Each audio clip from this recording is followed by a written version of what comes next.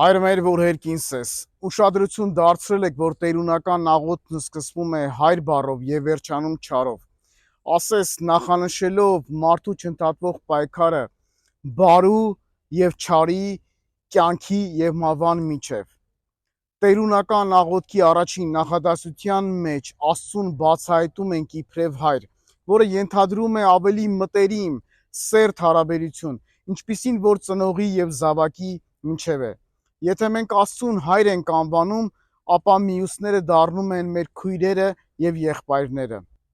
Աստծուն նման ձևով դիմելը հնարավորություն դարձավ Քրիստոսով։ Տերունական աղոթքում չենք ասում հայր իմ, այլ հայր մեր, եւս մեկ անգամ շեշտելով այս կարևոր աղոթքի ընդհանրական բնույթը։ Մենք այլևս մեղքի եւ սատանայի ծառան չենք,